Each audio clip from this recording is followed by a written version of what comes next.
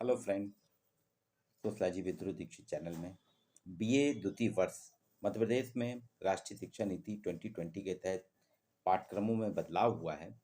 BA द्वितीय वर्ष में इलेक्टिव पेपर पत्रकारिता का समाजशास्त्र के अंतर्गत आज आपके साथ चर्चा करेंगे हम जनसंचार माध्यम के स्रोत।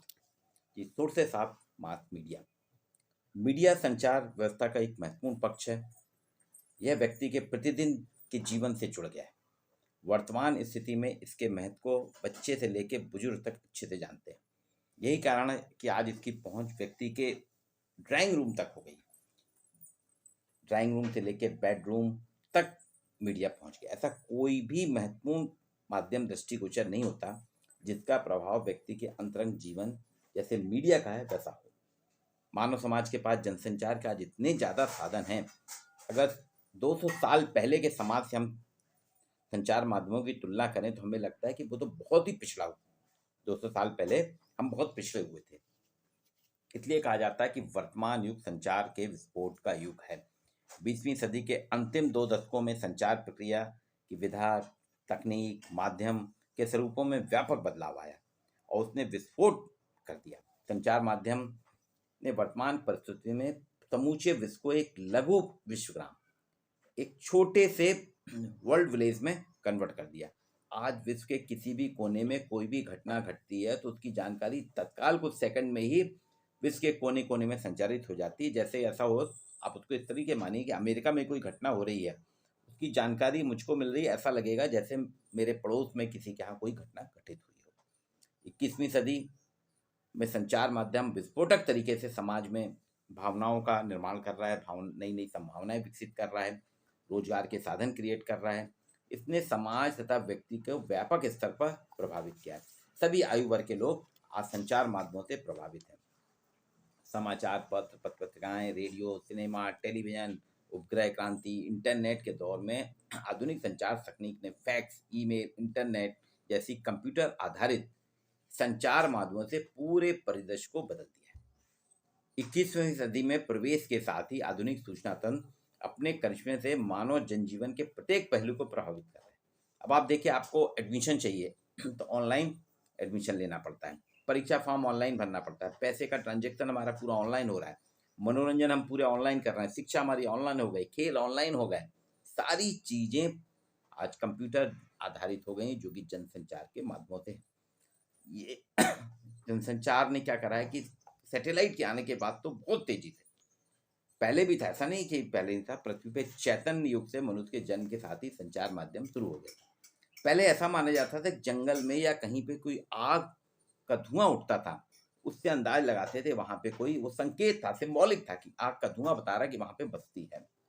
फिर लोगों ने आवाज बोलियों के माध्यम से करा। शेरशाह सूरी ने तो जो सड़कें बनाई थी, सड़क में वहां पे 2 चीज बनाता सड़क के किनारे, एक पानी की व्यवस्था कि लोग बाग राहगीरों को पीने का पानी मिल जाए, और एक चबूतरा बनाता था जिसमें ड्रम रखे रहते थे, वाद्य यंत्र, उसके माध्यम से सूचना एक ड्रम से दूसरे ड्रम तक आवाज पहुंचती थी और सब तक सूचनाएं दी जाती। राजा महाराजाओं के यहाँ हरकारे लगे थे। धीरे धीरे करते ये सब होता रहा। प्राचीन भारत में भी संदेश वाहक और गुप्तचर संचार माध्यम के स्रोत थे। सम्राट अशोक पहला शासक था जिसने अपनी पुरानी परंपरा से हटकर अपने शासन देश में जगह जगह स्तंभ लगाए, शिलाओं पर खुदवाया और प्रचार अधिकारियों को नियुक्त किया कि आप यहाँ पे संचार के माध्यम से शिलालेख लगाइए जिससे लोगों को जानकारी हो। तो संचार माध्यमों को 3 भागों में आधुनिक संचार माध्यमों को बांट सकते हैं। पहला है मुद्रित संचार माध्यम, जिसमें समाचार पत्र आते हैं, पत्रिकाएं आती हैं, पुस्तकें जो कि प्रिंटेड होती हैं। श्रव्य समाचार माध्यम, रेडियो, कैसेट, टेप रिकॉर्डर। श्रव्य दृश्य समाचार माध्यम, इसमें पिक्चर भी रहेगी, Doordarshan, video, film, computer. Bharat में जो समाचार वगैरह या अन्य संचार माध्यम, उनके स्रोत अगर देखें तो 3 है। परंपरागत समय में, परंपरागत माध्यम ट्रेडिशनल अगर हम देखें, नृत्य, संगीत, साहित्य, वार्ता, भाषण। आधुनिक माध्यम में प्रिंटिंग प्रेस, समाचार समिति, चलचित्र, रेडियो, दूरदर्शन, उपग्रह। और अति आधुनिक वर्तमान में अगर हम देखें तो इंटरनेट, उपग्रह। ये संभावित है, ये जो कि अब आ गए हैं इंटरनेट से बात आप देख रहे हैं हमारे यहाँ बहुत ज्यादा। एक संचार का साधन हमारे यहाँ मेले और पर्व भी थे। कुंभ का मेला हर 12 साल में 4 जगहों पे लगता है, इलाहाबाद, हरिद्वार, उज्जैन और नासिक। कुंभ के मेले से पूरे 12 साल की योजनाएं जो बनती थी ये पूरे देश में जाती थी, लोग आते थे। कुंभ के मेले के आध्यात्मिक महत्व के साथ साथ ये समाचार या सूचनाओं का संप्रेषण करता था, ये योजनाओं को बताता था कि आगे के 12 साल आपकी योजनाएं कैसी होंगी। कठपुतली का डांस भारत में परंपरागत संचार के माध्यम का एक प्रमुख साधन है। कठपुतली के खेल से गांव, शहर, अमीर, गरीब, धर्म स्थल सभी जगह प्रदर्शित होते हैं, जिसमें राष्ट्रीय एकता, सांप्रदायिकता, स्वास्थ्य, कृषि, साक्षरता, उद्योग संबंधी चीजों को प्रचारित किया जाता है। लोकगीत एक माध्यम है, सामाजिक समस्याओं को मुखर बनाते हैं। लोक जीवन की प्रभावकता इसमें अभिव्यक्त होती है, लोगों को प्रेरित करने का साधन, रंगमंच के संचार का प्रमुख साधन है। मौखिक अभिव्यक्ति, मौखिक संचार भी करते हैं, इसमें वार्ता, परिचर्चा, परिसंवाद, संदेश, भाषण, अपील आदि है। और आज जो आधुनिक संचार साधन आ गए हैं इसके अंतर्गत प्रिंटिंग है, समाचार पत्र, पत्रिकाएं, किताबें, इलेक्ट्रॉनिक माध्यम, ये सारी चीजें आ गई हैं जो कि संचार को बहुत ज्यादा प्रभावित कर रही हैं। मुद्रित जन माध्यम मास मीडिया का एक सर्वव्यापी और महत्वपूर्ण साधन है। समाचार पत्र, पत्रिकाएं, किताबें, पोस्टर, फोल्डर प्रिंट मीडिया के अंतर्गत आते हैं। प्रारंभिक अवस्था में सूचनाओं का आदान प्रदान मौखिक रूप से होता था, एक फेस टू फेस बात होती थी, उससे होता था। कागज का जब से आविष्कार हुआ तो पहले लिपि के विकास के साथ मानव भोजपत्र वृक्ष के छाल पत्रों पर अपनी सूचनाएं संदेश करता था। कागज नहीं था तो छालों में, पत्थरों पे उकेरता था। कोई कृति हाथ से लिखकर सुरक्षित रखी जाती थी, जितनी प्रतियों की आवश्यकता होती थी उतनी बार उसको कृति को लिखना पड़ता था। तुलसीदास जी ने भी रामायण हाथ से लिखी है, इसमें श्रम और समय काफी लगता था। अब कागज के आविष्कार के बाद मुद्रण की पद्धति से इस प्रक्रिया में आमूलचूल परिवर्तन आया। शीशे से बने अक्षरों को जोड़कर फिर निश्चित आकार में बांधकर छपाई की मशीन में फिट कर दिया जाता है। प्रारंभ में प्रिंटिंग मशीन पैरों से चलाई जाती थी। मुद्रण और कंपोजिंग की विधि में बदलाव आ गया, अब कंप्यूटर में होता है। Offset, photo composing, laser printing ने मुद्रण के क्षेत्र को काफी क्वालिटी बदल दी। मुद्रण की शुरुआत जो है चीन में 1868 में पहली पुस्तक छप के आई थी, वो चीनी मिट्टी से बने अक्षरों से प्रकाशित हुई थी। चीन में मुद्रण के लिए ब्लॉक प्रक्रिया का प्रयोग किया गया था। आगे गुटनबर्ग ने यूरोप में, जर्मनी में 1430 ईस्वी में टाइप का आविष्कार किया और भारत में मुद्रण का प्रचलन 6 सितंबर 1556 को ईसाई धर्म के प्रचार प्रसार के लिए गोवा में खोली गई छपाई मशीन से, प्रेस मशीन से माना जाता है। विश्व में पहला 1476 में सबसे पहले प्रेस स्थापित करने का श्रेय इंग्लैंड को है। हालांकि मुद्रण कला के लिए कहा जाता है चीन से कागज का निर्माण अरब और अन्य जर्मनी वगैरह में हुआ, जिससे वहां समाचार पत्र निकले। 1950 से 75 तक आते आते ऐसा माना जाता है कि 80% की वृद्धि हुई है। 1960 से 75 के बीच प्रति 1000 निवासियों के बीच में दैनिक समाचार पत्रों की खपत जो है उसमें 5% की वृद्धि हुई है।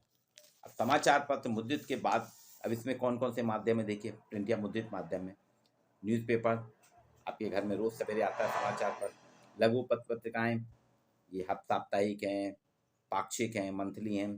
परिचालित सर्कुलर लेटर जो सर्कुलेट किए जाते हैं, दिए जाते हैं।